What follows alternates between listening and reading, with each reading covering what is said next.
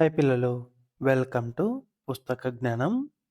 ఇవాళ మనం fifth class EVS text బుక్లోని సెకండ్ చాప్టర్ క్లైమేట్ చేంజ్, వాతావరణము, దాని మార్పులు.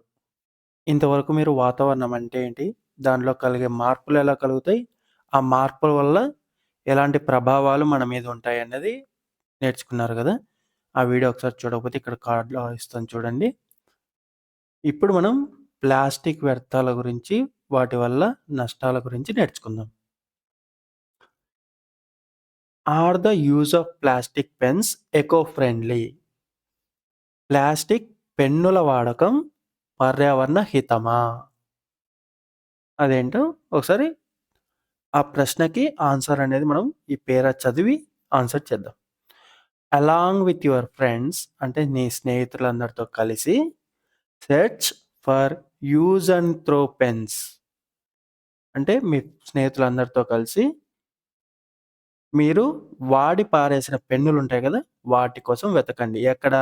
In your school ground, me school గ్రౌండ్లో. కలెక్ట్ దెమ్ అండ్ కౌంట్, వాటన్నిటిని కలెక్ట్ చేసి సేకరించి ఎన్నున్నాయో లెక్క పెట్టండి.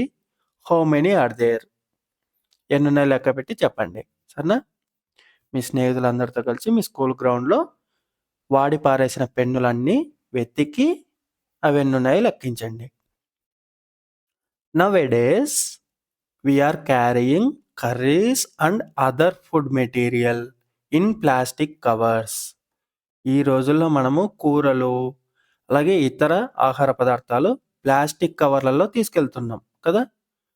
ఎక్కడికి వెళ్ళినా కూడా ప్రతిదీ ప్లాస్టిక్ కవర్స్లోనే ప్యాక్ చేసి ఇస్తున్నారు మనకి. మనం కూడా అలాగే తీసుకెళ్తున్నాం. In some areas people bring even hot tea in covers which is most dangerous to our health. ఇంకా కొన్ని ప్రాంతాల్లో అయితే ఇంకొన్ని ప్రాంతాల్లో అయితే people bring even hot tea in covers. జనాలు ఎలా చేస్తున్నారంటే వేడి వేడి టీని కూడా కవర్స్లో తెస్తున్నారు, ప్లాస్టిక్ కవర్స్లో. Which is most dangerous to our health.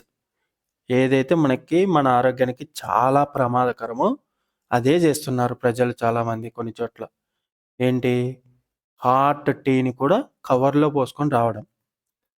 Hence we should carry containers that are harmless. కాబట్టి మనము ఈ ప్లాస్టిక్ అనేది మనకి ఆరోగ్యానికి హానికరం. అందులోనూ మనం వేడివేడివి అయితే అస్సలు వాడకూడదు ప్లాస్టిక్లో. ఎందుకు? అవి మన ఆరోగ్యానికి హానికరం కాబట్టి. కాబట్టి మనం ఏం చేయాలి? We should carry containers that are harmless. మనకి హానికరం కాని కంటైనర్స్. ఇదిగోండి బాక్సులు ఉన్నాయి కదా, ఇలాంటి బాక్సుల్లో మనం తెచ్చుకోవాలి ఏదైనా సరే.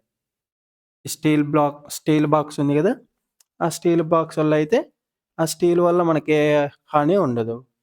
అందువల్ల వాటిల్లో మనకి ఏ ఇబ్బంది లేదు. అట్లాంటివి మనం వాడుకోవాలి ప్లాస్టిక్ కవర్స్లో కాకుండా. Drinking anything hot in a substandard plastic cup and eating food in plastic plates is injurious to health. Plastic కప్పుల్లో వేడి ద్రవాలు తాగడము, ప్లాస్టిక్ ప్లేట్లలో ఆహార పదార్థాలు తినడము ఆరోగ్యానికి హానికరం. అంటే ప్లాస్టిక్ కప్పుల్లో కానీ ప్లాస్టిక్ ప్లేట్లలో కానీ మనం వేడిగా ఉన్నా సరే లేకపోయినా మామూలుగా అయినా సరే మన ఆహార పదార్థాలు కానీ ద్రవాలు కానీ ప్లాస్టిక్ వాటిల్లో మనం తీసుకోకూడదు. అలా తీసుకోవడం మన ఆరోగ్యానికి హానికరం. Some chemicals May dissolve in the hot liquid are food. ఇప్పుడు వేడిగా ఉంటుంది కదా, మనం వేడి టీ కానీ లేదా వేడి ద్రవాలు, పాలు ఇలాంటివి ప్లాస్టిక్ కప్పులో వాడుతున్నాం అనుకోండి, ఏమవుతుంది? ఆ ప్లాస్టిక్లో ఉన్న రసాయనాలు ఆ తినే పదార్థంలో ఉన్న వేడికి కరుగుతాయి. కొన్ని రసాయనాలు కరుగుతాయి, మన ఆహారంలోకి కరిగి కలిసిపోతాయి. Newspapers are widely used as food packing material in hotels and by street vendors. న్యూస్ పేపర్లు కూడా మనకి ఫుట్పాత్ దగ్గర వీధుల్లో అమ్ముకునే వాళ్ళు, అలాగే హోటల్ వాళ్ళు ఆహార పదార్థాలని వార్తాపత్రికల కాగితాలతో పొట్లాలు కట్టి అమ్ముతుంటారు కదా! మనకి న్యూస్ పేపర్‌లలోనే కదా ఎక్కువ మనకి ప్యాకింగ్ చేసి ఇచ్చేది. మనం బయట ఎక్కడైనా కొనుక్కుంటే. The usage of news papers is also not good for health. అలా వార్తాపత్రికల్లో ఆహార పదార్థాలు కట్టించుకొని తినడం కూడా మనకి మంచిది కాదు. The printing inks used for printing newspapers are not safe. Avoid such usage. ఇప్పుడు మనకు వార్తాపత్రికలో అక్షరాలు ఉంటాయి కదా! ఆ అక్షరాల్ని ప్రింట్ చేయడానికి వాడే రసాయనాలు మన ఆహారంలో కలిసి అవి మనం తింటే అది మన ఆరోగ్యానికి చాలా ప్రమాదకరం. అందుకే మనం న్యూస్ పేపర్‌లో కట్టించుకొని తినడం కూడా మానేయాలి. అలాంటివి కూడా వాడకూడదు. న్యూస్ పేపర్‌లో ఉన్న ప్రింటింగ్‌కి వాడే రసాయనాలు, అలాగే ప్లాస్టిక్ పేపర్‌లు గానీ, ప్లాస్టిక్ కప్పులు గానీ, ప్లాస్టిక్ ప్లేట్‌లు గానీ, వీటిల్లో కూడా మన ఆహార పదార్థాలు వేడిగా ఉన్నా సరే, చల్లగా ఉన్నా సరే వాటిల్లో మనం తీసుకోకూడదు. ఎందుకు? ప్లాస్టిక్ కప్పుల్లో అయితే ఆ ప్లాస్టిక్ అనేది రసాయనమే గదా! ఆ రసాయనం అనేది మన ఆహారంలోకి కరిగితే అది మనం తీసుకుంటే మన ఆరోగ్యానికి హానికరం. అలాగే వార్తాపత్రికలు, న్యూస్ పేపర్‌లలో ఉన్న ప్రింటింగ్‌కి వాడిన ఇంక్ కూడా రసాయనాలే. అవి మనం వాటిల్లో ప్యాకింగ్ చేసుకుంటే అది ఆటోమేటిక్‌గా మన ఆహారంలోకి కరుగుతుంది. ఆ రసాయనం కూడా ప్రింట్ అంతా కూడా మన ఆహారంలోకి కరుగుతుంది కదా! అది కూడా మన ఆరోగ్యానికి హానికరమే. అలాగే ఇంకోటి ఈ మధ్య ఎక్కువగా ప్రాచుర్యం పొందుతుంది ప్లాస్టిక్ వల్ల. ప్లాస్టిక్‌లోని రసాయనాలు కరగడమే కాదు, ప్లాస్టిక్ కూడా చిన్న చిన్న ముక్కలుగా మారి మన ఆహారంలో కలిసిపోతుంది. ఎలాగంటే ఇప్పుడు మనం ప్లాస్టిక్ కప్పులు గానీ, ప్లాస్టిక్ వస్తువులు ఏవన్నా గానీ ఎక్కడ పడితే అక్కడ పడేస్తున్నాం గదా! అలా పడేయడం వల్ల అవి నీటిలో కలిసిపోతుంటాయి. లేదా భూమిలో అవి ఎలాగో కరగవు. ఎన్ని సంవత్సరాలైనా సరే ప్లాస్టికు కుళ్ళిపోదు. ఏమవుతుంది? నీటిల్లో అవి వెళ్తున్నప్పుడు చిన్న చిన్న ముక్కలుగా మారిపోతాయి. ప్లాస్టికు చాలా చిన్న ముక్కలుగా మారుతూ ఉంటుంది. అలా మారినప్పుడు ఏమవుతుంది? అదే నీటిని మనం తాగునీటిగా వాడుతున్నామనుకోండి, వాటిని ఎంత శుద్ధి చేసినా సరే, వాటిల్లో చిన్న చిన్న ముక్కలు ఉండిపోయాయి అనుకోండి, అవి మనం తాగే నీళ్ళల్లో గాని, మన ఆహారంలో గాని కలిసిపోతాయి. ఆ ముక్కలు, ప్లాస్టిక్ ముక్కలు. అవి మన రక్తంలో కూడా కలిసిపోయేంత చిన్నగా ఉంటాయి తెలుసా? వాటినే మనం మైక్రో ప్లాస్టిక్స్ అంటాం. అవి దాదాపుగా 5 మైక్రోమీటర్లు. అంటే కంటికి కూడా కనిపించదు. అంత చిన్నగా ఉంటాయి. 5 మైక్రోమీటర్ల నుండి 5 మిల్లీమీటర్ల వరకు ఉంటాయి. వాటినే మైక్రో ప్లాస్టిక్స్ అంటాం. 5 మైక్రోమీటర్లంటే మన కంటికి కూడా కనిపించదు. 5 మిల్లీమీటర్లంటే మనకి దాదాపుగా ఒక సెంటీమీటర్‌లో సగం. 5 మిల్లీమీటర్లంటే ఒక సెంటీమీటర్‌లో సగం. అది ఇంత పెద్దగా ఉంటుంది. కనిపిస్తది కంటికి. కానీ ఇది మన ఆహారంలో కలిసేది తక్కువ. కానీ 5 మైక్రోమీటర్స్ అన్నప్పుడు అది కంటికి కూడా కనిపించదు. ఇలాంటి చిన్న చిన్న ముక్కలు మన రక్తంలో కూడా కలిసిపోయి మన మెదడు, గుండె ఇలాంటి అవయవాల దగ్గర అవి రక్తాన్ని అడ్డుకుని చిన్న చిన్న రక్తనాళాల్లోకి అవి చొచ్చుకుపోయి అక్కడ రక్తం ప్రసరణ కాకుండా అడ్డుకొని మన అవయవాలు పనిచేయకుండా కూడా చేస్తాయి. ఇప్పుడు చాలా ప్రాచుర్యం పొందుతుంది. చాలామంది ఈ మైక్రో ప్లాస్టిక్స్ వల్ల చాలా భయపడుతున్నారు. ఎందుకంటే ఇవి ఆల్రెడీ మన నదుల్లో గాని, మన తాగే నీటిలో గాని చాలా వరకు ఉన్నాయి. ఇంకా పెరగకూడదు అంటే మనం ఏం చేయాలి? ప్లాస్టిక్ వాడకాన్ని చాలా వరకు తగ్గించాలి. అలాగే ప్లాస్టిక్ వస్తువుల్ని ఎక్కడ పడితే అక్కడ పడేయకూడదు. వాటిని జాగ్రత్తగా రీసైకిల్ చేసే వాళ్ళకి ఇవ్వాలి. అలా చేస్తే తిరిగి అదే ప్లాస్టిక్‌ని మళ్ళీ వాడతాం. అట్లాంటప్పుడు కొత్తగా ప్లాస్టిక్ తయారు చేయడం అనేది ఉండదు గదా! ఉన్న ప్లాస్టిక్‌ని కొత్తగా వాడుకున్నామంటే మళ్ళా కొత్తగా ప్లాస్టిక్ అనేది తయారు చేయడం అనేది ఉండదు. అంటే మన దగ్గరున్న ప్లాస్టికు రీయూజ్ అవుతూ ఉంటుంది. తిరిగి వాడుతూ ఉంటాం కాబట్టి మనకి కొంతైనా హాని తగ్గుతుంది. అలాగే ప్లాస్టిక్ వస్తువులు ఎక్కడ పడితే అక్కడ పాడేయకూడదు. దానివల్ల ఈ మైక్రో ప్లాస్టిక్స్ అనేది కొంచెం తగ్గించుకునే వాళ్ళం అవుతాం. ఈ మధ్య అది కూడా ఎక్కువైంది. ఈ ప్లాస్టిక్‌లోని రసాయనాలతో పాటు ఈ ప్రాబ్లమ్ కూడా ఎక్కువైంది. ఇక్కడ ఒక ప్రశ్నను చూడండి. What happens to the soil if it is fully covered with plastic. ఈ భూమి అంతా ప్లాస్టిక్‌తో నిండిపోతే ఏమవుతుందో ఊహించండి. ఇది మీరు మీ స్నేహితులతోనూ, అలాగే మీ టీచర్‌తోనూ చర్చించండి. సరేనా? ఈ భూమంతా ప్లాస్టిక్‌తో నిండిపోతే ఏమవుతది? మన మట్టిలో మొత్తం ప్లాస్టికే ఉందనుకోండి ఏమవుతుంది? అనేది మీరు మీ టీచర్‌తోనూ, అలాగే స్నేహితులతోనూ చర్చించండి. సరేనా? Usually we use material such as pens, plates, covers which are thrown away after use. అంతే కదా! మనం పెన్నులు గాని, ప్లేట్లు గాని, ప్లాస్టిక్ ప్లేట్లు, పెన్నులు, అలాగే ప్లాస్టిక్ కవర్సు ఏం చేస్తాం వాడిన తర్వాత? పారేస్తాం. ఎక్కడ పడితే అక్కడ పారేస్తాం కదా! అలా పారేసినవి they are made of plastics. అంతే కదా! అవన్నీ ప్లాస్టిక్‌తో తయారు చేసినవే. These discarded materials cannot be decomposed. These discarded materials cannot be decomposed. Decompose అంటే కుళ్ళిపోవడం. ఇప్పుడు మనం ఒక కూరగాయ ఎక్కడైనా పడేసామనుకోండి. అదేమవుతుంది? ఒక 2 రోజులకి కుళ్ళిపోయి మట్టిలో కలిసిపోతుంది. కదా! ఒక కర్ర పడేసామనుకోండి. ఆ కర్ర కూడా కొద్ది రోజులకి కుళ్ళిపోయి మట్టిలో కలిసిపోతది. కదా! అదే ప్లాస్టిక్ వస్తువులనుకోండి, కొన్ని లక్షల సంవత్సరాలైనా సరే అవి కుళ్ళిపోవు. ప్లాస్టిక్ వస్తువులు ఎప్పటికి కూడా కుళ్ళిపోవు. ఎన్నో లక్షల సంవత్సరాలైతే కూడా అది కుళ్ళిపోవు. అట్లాంటి ప్లాస్టిక్ మన భూమిలో ఎక్కువగా పేరుకుపోయిందనుకోండి, ఏమవుతది? మన భూమి సారవంతం అనేది తగ్గిపోతుంది. అలాగే కలుషితమవుతాయి. నీరు కలుషితమవుతుంది ఆ ప్లాస్టిక్ వల్ల. అలాగే ఆ ప్లాస్టిక్ కుళ్ళిపోదు, ఎక్కడికి పోదు ఉండిపోతది కాబట్టి, అది చాలా చోట్ల అడ్డుగా మారుతుంది. These materials are dumped and around sorry these materials are dumped in and around the canals, tanks, thereby polluting the water. ఇలా మనం వాడి పారేసే ప్లాస్టిక్ కవర్‌లన్నీ గూడా మీరెప్పుడైనా సిటీ‌ల్లో చూసారా?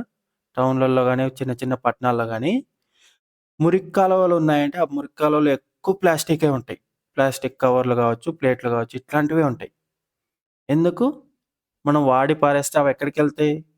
పక్కనున్న మురికి కాలువలో పడిపోతుంటాయి. అవన్నీ ఒక చోట చేరుకొని, ఆ నీరంతా చాలా కలుషితమైపోతది. కదా! అలాగే అవి మనం కాలువల్లోకి, నదుల్లోకి కూడా వచ్చి కలుస్తాయి కదా! ఆ ప్లాస్టిక్‌లన్నీ. అందువల్ల నీటి కలుషితం అయిపోతుంది. The thrown away food remains in plastic covers and are eaten by animals which make them sick. అలాగే మనం ప్లాస్టిక్ కవర్‌లో ఫుడ్ పాడేస్తుంటాం. క మనకేదైనా ఫుడ్ తెచ్చుకున్నాము, తిన్నాము కొంచెము, మిగిలింది అదే కవర్‌లో పెట్టేసి పడేస్తుంటాం కదా! సిటీ‌ల్లో మీరెప్పుడైనా గమనించారా? సిటీ‌ల్లో తిరిగే ఆవులు గాని, గేదెలు గాని ఆ చెత్త కుప్పల దగ్గర ఉన్న మిగిలిపోయిన ఆహారాన్ని తింటూ ఉంటాయి. తింటూ ఉన్నప్పుడు ఆ ప్లాస్టిక్ కవర్స్‌ని గూడా అవి తింటూ ఉంటాయి. గమనించారా ఎప్పుడైనా? ఆ కవర్‌లో ఉన్న ఆహారంతో పాటు ఆ ప్లాస్టిక్ వస్తువుల్ని గూడా అవి తినేస్తాయి. అలా తినడం వల్ల అవి అనారోగ్యానికి గురవుతాయి. ఆ జంతువులు అనారోగ్యానికి గురవుతాయి. So, let us avoid using such things. So, వాటికి కూడా మనం నష్టం జేస్తున్నాం. మనం మన ఆరోగ్యాలు చెడగొట్టుకుంటున్నాం ఈ ప్లాస్టిక్ వస్తువుల వల్ల. మిగతా జంతువుల ఆరోగ్యాలు చెడగొడుతున్నాం. అలాగే మన నీటి కాలుష్యం చేసుకుంటున్నాం. మన భూమిని కాలుష్యం చేసుకుంటున్నాం. మనకు పంటలు పండకుండా చేసుకుంటున్నాం ప్లాస్టిక్ వాడటం వల్ల. కాబట్టి వాటిని మనం నివారించాలి. అంటే ప్లాస్టిక్ వాడకాన్ని తగ్గించి మనం ఉన్న ప్లాస్టిక్‌ని రీసైకిల్ చేయడం తెలుసుకొని, మనం వీలైనంత వరకు ప్లాస్టిక్‌ని తక్కువగా ఉత్పత్తి చేయాలి. Read the following news item and respond to questions given below. ఇక్కడ ఒక న్యూస్ ఐటెమ్ ఇచ్చారు. అది చదివి మీరిక్కడ ఇచ్చిన ప్రశ్నల కంట సమాధానం చెప్పండి. సరేనా?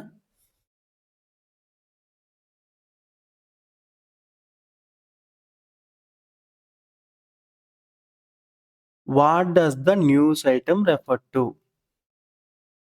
ఇక్కడ ఇచ్చిన న్యూస్ ఐటెమ్ దేన్ని రెఫర్ చేస్తుంది?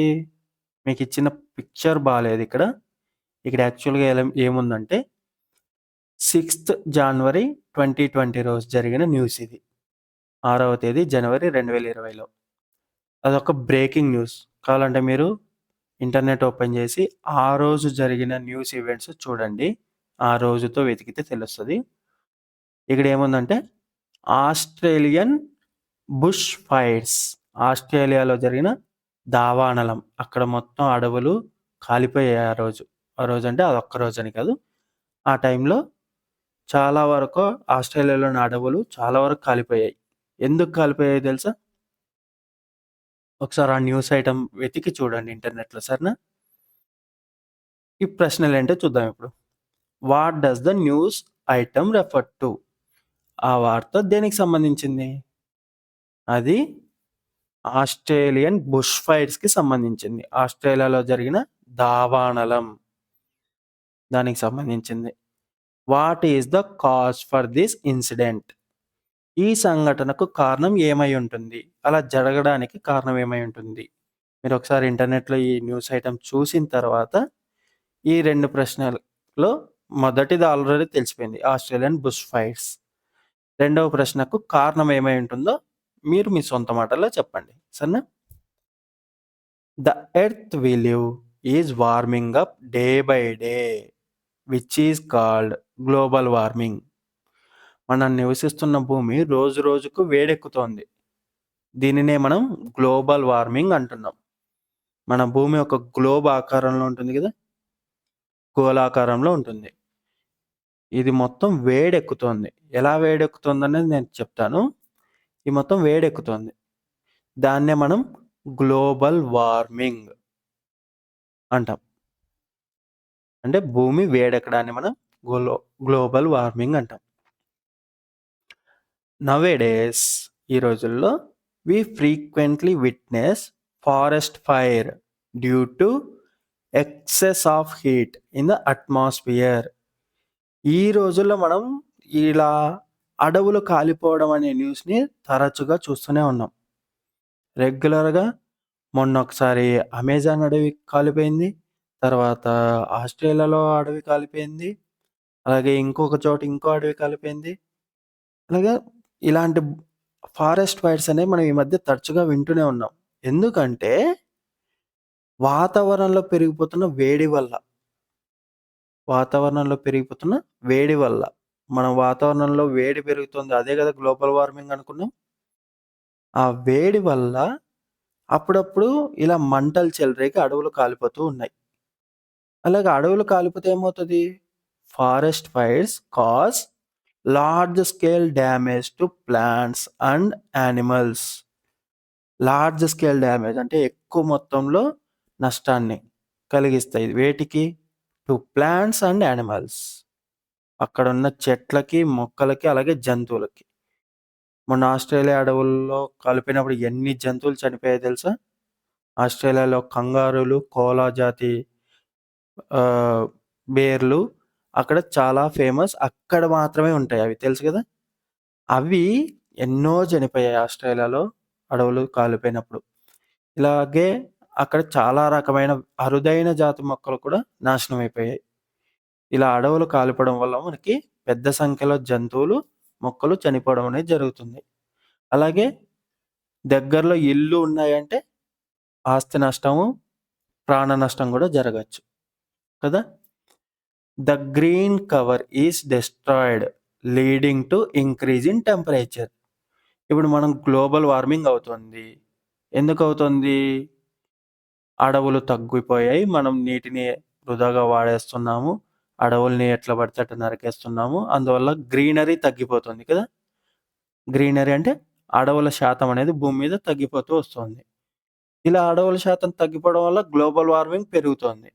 ఈ గ్లోబల్ వార్మింగ్ పెరిగి వాతావరణంలో వేడి వల్ల ఇంకా అడవులు కాలిపోతూ ఉన్నాయి. ఈ మంటలు చెలరేగి అడవులు ఇంకా ఎక్కువ కాలిపోతున్నాయి. ఈ అడవులు మళ్ళీ ఇంకా ఎక్కువ కాలిపోవడం వల్ల ఇంకా ఉష్ణోగ్రతలు పెరుగుతున్నాయి. కదా! ఇదొక సైకిల్ ఎఫెక్ట్ లాంటిది. మనం అడవుల్ని తగ్గించడం వల్ల గ్రీనరీ తగ్గిపోయింది. గ్రీనరీ తగ్గిపోవడంలో వాతావరణంలో వేడి పెరిగింది. వాతావరణంలో వేడి పెరగడం వల్ల అప్పుడప్పుడు అడవుల్లో మంటలు చెలరేగుతున్నాయి. ఆ మంటలకు అడవులు కాలిపోవడం వల్ల మళ్ళీ ఉష్ణోగ్రతలు పెరిగిపోతున్నాయి. ఇది ఇలా సైకిల్ జరుగుతూ ఉంటుంది. అంటే ఉష్ణోగ్రతలు కంటిన్యూ‌గా పెరుగుతూనే ఉంటాయి. ఇది ఇంకా ఎక్కువ గ్లోబల్ వార్మింగ్‌కి దారితీస్తది కదా! మీకు అర్థమైంది కదా! So, it is also caused by irresponsible man made activities like burning garbage or wood etcetera. వాతావరణంలో వేడి వల్ల మాత్రమే అడవులు కాలిపోవడం కాదు. మన బాధ్యతారహితమైన పనులు. అంటే ఇప్పుడు ఎక్కడ పడితే అక్కడ చెత్తనేసి కాల్చేసామనుకోండి. ఆ చెత్త పోయి అడవుల్లో పడితే ఆ మంట పోయి అడవుల్లో పడితే పక్కనున్నవన్నీ కాలిపోతాయి కదా! ఈ విధంగా మనం బాధ్యతారహితంగా ఎక్కడ పడితే అక్కడ కాల్చడము, కలపని గాని, చెత్తని గాని కాల్చేయడం వల్ల గూడా ఉష్ణోగ్రతలు పెరుగుతున్నాయి. అవి మళ్ళీ అడవుల్లో పడ్డా అప్పుడు అడవులు గూడా కాలిపోతాయి. ఈ విధంగా మనం ప్రతిసారి మనకి మనమే నష్టం చేసుకుంటున్నాం. పర్యావరణాన్ని నాశనం చేసి మనకి మనమే నష్టం చేసుకుంటున్నాం. కాబట్టి మనం చెట్లని బాగా పెంచుకోవాలి. ఈ గ్లోబల్ వార్మింగ్ తగ్గాలి అంటే మనం చెట్లని బాగా పెంచుకోవాలి. వాటర్ సోర్సెస్‌ని గూడా బాగా పెంచుకోవాలి. అప్పుడు మనకి గ్లోబల్ వార్మింగ్ కొద్దిగా అయినా అదుపులోకొస్తుంది. డూ యూ నో మీకు తెలుసా? Though rich people uses air conditioners, refrigerators etcetera which contribute to climate change. Poor people become the biggest victim. ఏమంటున్నాడంటే ధనవంతులు ఎయిర్ కండిషన్‌లు, రిఫ్రిజిరేటర్‌లు ఉపయోగిస్తుంటారు కదా! ఏసీలు, ఫ్రిడ్జ్‌లు వాడుతుంటారు. ఎయిర్ కండిషనర్ అంటే ఏసీ. రిఫ్రిజిరేటర్ అంటే ఫ్రిడ్జ్. మనం మామూలుగా ఫ్రిడ్జ్ అంటూ ఉంటాం. ఇవి వాడేదేమో ధనవంతులు, డబ్బున్న వాళ్ళు వాడుతూ ఉంటారు. అవి వాడటం వల్ల వాటిలో వాయువులు రకరకాల ఫ్లోరో కార్బన్స్ అంటాం. అవి వాతావరణంలోకి విడుదలవుతున్నాయి. అవి విడుదలవ్వడం వల్ల గ్లోబల్ వార్మింగ్ పెరుగుతుంది. గ్రీన్ హౌస్ ఎఫెక్ట్ అంటాం దాన్నే. గ్రీన్ హౌస్ వాయువులు పెరిగినప్పుడు ఏమవుతుందంటే, అవి వేడిని అలాగే ఉంచుతాయి. ఆ వేడి అలాగే ఉంటే వాతావరణంలో వేడి పెరుగుతుంది. ఇలా వాతావరణంలో మార్పులొచ్చాయనుకోండి, ఆ చెడ్డ ప్రభావాలే గదా! వాతావరణంలో మార్పులొచ్చినప్పుడు ఎక్కువ జరిగేది. అతివృష్టి, అనావృష్టి లేదా విపరీతమైన మంచు తుఫాన్లు, విపరీతమైన వరదలు, భూకంపాలు ఇలాంటివన్నీ జరుగుతూ ఉంటాయి. ఇలాంటివి జరిగినప్పుడు ఎక్కువ నష్టపోయేదెవరు? ధనవంతులా? పేదవాళ్ళా? కదా! పేదవాళ్ళు. ఆ దుష్ప్రభావాలకి పేదలకు గురవుతున్నారు. పేదలు వాటికి బలవుతున్నారు.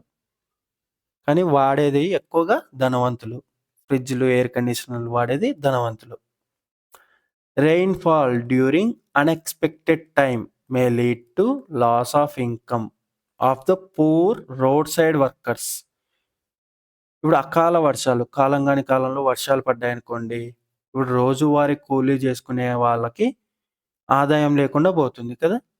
వాళ్ళు రోజు పని చేసుకొని సంపాదించుకునే వాళ్ళకి, కూలీ డబ్బులతో బతికే వాళ్ళకి, ఇలా అకాలంగా వర్షాలొచ్చాయంటే వాళ్ళకి కొన్ని రోజులు పని ఉండకుండా పోతుంది గదా! అప్పుడు వాళ్ళ ఆదాయం తగ్గిపోతాయి గదా! అది వాళ్ళ ఆదాయం మీద తీవ్రమైన ప్రభావం కలిగిస్తుంది.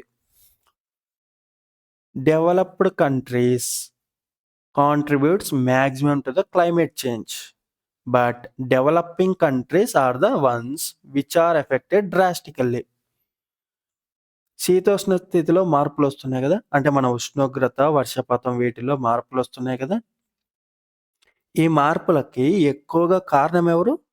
అభివృద్ధి చెందిన దేశాలు. అంటే బాగా డబ్బులున్న సంపన్న దేశాలు. బాగా అభివృద్ధి చెందుంటాయి. అందుకే వాళ్ళు ఏసీలు, ఫ్రిడ్జ్‌లు లేదా ఎక్కువ కార్లు వాడడం, ఇలాంటి వాటి వల్ల వాళ్ళు ఈ వాతావరణంలో మార్పులకు వాళ్ళు ఎక్కువ కారణమవుతున్నారు. కానీ ఈ మార్పుల వల్ల ఎక్కువ ప్రభావానికి లోనవుతున్నది మాత్రం అభివృద్ధి చెందుతున్న దేశాలే. అంటే ఇంకా అభివృద్ధి చెందుతూ ఉన్నాయి. లేదా పేద దేశాలు. పేద దేశాలు కూడా ప్రభావానికి గురవుతున్నాయి. అలాగే మీకు ఇంకొక విషయం తెలుసా? Indiscriminate use of the natural resources such as water, coal, petroleum are the main reasons for climate changes. నీరు, బొగ్గు, ఇంధనం. అంటే మనకు పెట్రోలు, డీజిలు వీటివి. అలాగే బొగ్గు, నీరు ఇలాంటి సహజ వనరులు. సహజ వనరులు అంటే, వనరులు అంటే మనకు ఉపయోగపడేవి. సహజ వనరులు అంటే అవి మనకి సహజంగా దొరికేటివే గదా! ఈటినేమి మనం తయారు చేయం. నీటిని, బొగ్గుని, ఇంధనాన్ని మనం ఎక్కడో కొత్తగా తయారు జేయం. అవి ఆల్రెడీ సహజంగా లభించేవి. వీటిని మనం విచక్షణారహితంగా అంటే ఎంతుంది, ఎంత లేదనేది చూడుకోకుండా ఎక్కువగా వాడేస్తున్నాం. ఆ వాడటం కూడా వాతావరణ మార్పులకు కారణమవుతున్నాయి. ఈ విధంగా మనం నీరు, బొగ్గు, ఇంధనాల్ని ఎక్కువగా వాడేస్తుంటే అవి కూడా వాతావరణంలో మార్పులు కలిగిస్తున్నాయి. Refrigerators, air conditioners, motor vehicles are causes for global warming as they emit harmful chemicals. ఇప్పుడు మనకి మోటార్ వాహనాలకి ఎనకాల పొగ చూసారా ఎలా వస్తుందో? ఎప్పుడైనా వెహికల్స్‌కి పొగ వస్తుంది గదా! ఎనకాల. అలాగే రిఫ్రిజిరేటర్లు, ఎయిర్ కండిషనర్‌లలో కూడా హానికారక వాయువులు మనకి వాతావరణంలోకి విడుదలవుతాయి. ఈ హానికారక రసాయనాలు విడుదలైనప్పుడు మనకి గ్లోబల్ వార్మింగ్ అనేది ఎక్కువగా జరుగుతూ ఉంది. గ్లోబల్ వార్మింగ్ అంటే తెలుసు కదా! మన భూమి వేడెక్కడం. గ్రీన్ వరల్డ్ హరిత ప్రపంచం. అంటే మనం భూమి గురించి మాట్లాడుకుంటున్నాం. It is said that forests are the lungs of the earth. మనము అడవుల్ని భూమికి ఊపిరితిత్తులు లాంటివి అంటాం. అంతే కదా! భూమిలో అడవుల శాతం ఎక్కువుండేది ఒకప్పుడు. ఆ అడవులన్నీ కూడా మన వాతావరణంలో ఉన్న చెడు గాలిని పీల్చుకొని, మనకి మంచి గాలిని విడుదల చేస్తున్నాయి. కార్బన్ డయాక్సైడ్‌ని అవి పీల్చుకొని CO2ని మనకి ఆక్సిజన్‌ని అవి విడుదల చేస్తున్నాయి. అంటే అవే మనకి అతిపెద్ద ఊపిరితిత్తులు భూమంతటికి అడవులన్నీ కలిపి అతిపెద్ద ఊపిరితిత్తులు భూమికి. కదా! Plants are a primary resource of food for all living organisms. మన భూమి మీద ఉన్న అన్ని జీవరాశులకి డైరెక్ట్‌గా గాని, ఇండైరెక్ట్‌గా గాని ముఖ్యమైన ఆహారం ఏంటి? మొక్కలే. కొన్ని జీవులు శాకాహారులన్నీ డైరెక్ట్‌గా మొక్కల మీద ఆధారపడే బతుకుతాయి. మాంసాహారులు మొక్కల్ని తినే జంతువుల్ని తిని బతుకుతాయి. కదా! ఈ విధంగా మనం డైరెక్ట్‌గా గాని, ఇండైరెక్ట్‌గా గాని మొక్కల మీదే ఆధారపడుతున్నాం. మనకు ఆహార వనరులు మొక్కలే అన్ని జీవరాశులకి. They provide food, clothing, fuel, shelter and many other necessities of life. ఈ మొక్కలు, చెట్లు అనేవి మనకి ఆహారాన్ని, బట్టలని, ఇంధనాన్ని, నివాసానికి అవసరమైన వాటిని కూడా ఇవి ఇస్తున్నాయి. అలాగే ఇంకా చాలా ఉపయోగాలున్నాయి మొక్కల వల్ల మనకి. మనం ఆహారం సంపాదించుకుంటున్నాం మొక్కల నుంచే. అలాగే బట్టలు. మనకు పత్తి నుంచే గదా! కాటన్ బట్టలు తయారవుతాయి. అలాగే ఇంధనం. మనం కలపని ఇంధనంగా వాడతాము. అంటే చెక్కని. అలాగే నివాసానికి. నివాసం కోసం గూడా మనం చెట్లను నరికేస్తూ ఉంటాము. అలాగే చెక్కలతో మనం కుర్చీలు, టేబుల్లు ఇలాంటివి చేసుకుంటూ ఉంటాం. ఇలాగ మనకి చెట్లనేవి చాలా రకాలుగా ఉపయోగపడుతున్నాయి. Trees give us rain and provide habitation for many birds and animals. మనకి చెట్లు వల్లనే మనకి వర్షాలొస్తున్నాయి. ఎందుకంటే చెట్లు వాతావరణాన్ని చల్లగా ఉండేలా చూస్తాయి. ఇలా చల్లగా ఉన్నప్పుడు వాతావరణంలో సీజన్స్ అనేవి అంటే వర్షాలు గాని, ఎండలు గాని, చలి గాని ఏ సీజన్‌లో రావాలో అదే కాలంలో వస్తాయి. అలాగే మనకి మొక్కలు మనకి వర్షాలనిస్తున్నాయి. అలాగే పక్షులకి, జంతువులకి ఆవాసాలను కలగజేస్తున్నాయి. కదా! చెట్లుంటే ఆ చెట్టు మీద ఎన్నో రకాల పక్షులు గూడు కట్టుకొని ఉంటాయి. అలాగే ఆహారం కూడా లభిస్తది. అలాగే జంతువులకు కూడా ఆవాసంగా అంటే చెట్ల కింద కూడా జంతువులు చాలా నివసిస్తూ ఉంటాయి. ఈ విధంగా మనకి హాబిటేషన్ ఆవాసాలని చెట్లు ఇస్తున్నాయి. Trees maintain ecological balance and prevent say soil erosion soil erosion. అలాగే మనకి మొక్కలు జీవావరణ సమతుల్యతను అలా అంటే మన వాతావరణంలో ఉన్న కార్బన్ డయాక్సైడ్‌ని తగ్గించి ఆక్సిజన్‌ని పెంచడము. ఇది అంటే ఆ బ్యాలెన్స్‌ని కాపాడుతున్నాయి. కార్బన్ డయాక్సైడ్ ఎక్కువ కాకుండా ఆక్సిజన్ ఎక్కువ ఉండేలా కాపాడుతూ ఉన్నాయి. అలాగే ఇంకా చాలా రకాల విషవాయువుల్ని చెట్లు పీల్చేసుకుంటాయి. ఇంకా నేలను కోత కాకుండా కాపాడుతున్నాయి. అరికడుతున్నాయి అంటే ఆపుతున్నాయి. నేల కోతను అరికడుతున్నాయి. అంటే మనకి వరదలొచ్చినప్పుడు గాని, లేదా ఏదన్నా ఒక చిన్న కాలువ పారుతున్నప్పుడు చూసారా? అక్కడున్న మట్టి అంతా కోసుకుపోతది. అదే చెట్లున్నాయనుకోండి, ఆ వేర్లనేది మట్టిని గట్టిగా పట్టుకొని ఉంచడం వల్ల, అది కోసుకుపోకుండా, నేల కోత కాకుండా అరికడతాయి. అంటే మొక్కలు పెంచడం వల్ల నేల కోత జరగదు. మొక్కలు పెంచడం వల్ల వాతావరణంలో విషవాయువులు తగ్గిపోతాయి. మొక్కలు పెంచడం వల్ల చల్లదనం వస్తుంది. మొక్కలు పెంచడం వల్ల వర్షాలు కురుస్తాయి. మొక్కలు పెంచడం వల్ల మనకెన్నో రకాల అవసరాలు తీరుతాయి. మొక్కలు పెంచడం వల్ల పక్షులకి, జంతువులకి ఆహారము, ఆవాసం దొరుకుతుంది. ఇన్ని రకాల లాభాలున్నాయి చెట్ల వల్ల మనకి. డీఫారెస్టేషన్ అడవుల నరికివేత. Cutting down the trees in forest is called deforestation. చెట్లను నరికేయడం వల్ల అడవులు నాశనమవుతాయి. దీన్నే మనం డీఫారెస్టేషన్ అంటాం. చెట్లను నరికేస్తే అడవులు నాశనమవుతాయి. దాన్ని మనం డీఫారెస్టేషన్ అంటాం. What is our role in saving the plants? ఇప్పుడు మనం మొక్కల్ని కాపాడాలంటే మనం ఏం చేయాలి? నువ్వేం చేస్తావు?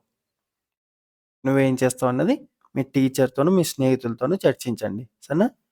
మొక్కల్ని కాపాడాలంటే నువ్వేం చేస్తావు? We should not cut trees indiscriminately. మొదట మనం విచక్షణారహితంగా చెట్లను నరికేయడం ఆపాల. ఎప్పుడు కూడా చెట్లను నరికేయడం అనేది తగ్గించాలి. అవసరమైనంత వరకే మనం చెట్లను వాడుకోవాలి. విచక్షణారహితంగా ఎట్లా పడితే అట్లా నరికేయకూడదు. We should grow plants in the place available in our house, street, school compound, etc.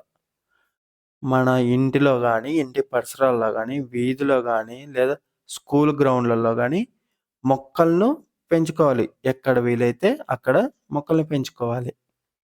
We must use tree gods to save the trees. అలాగే మొక్కల్ని బతకడానికి రక్షణ కవచాలు ఏర్పాటు చేయాలి. ఒక చిన్న మొక్క నాటామనుకోండి, దాన్ని చుట్టూ ఒక కంచె ఏర్పాటు చేయాలి గదా!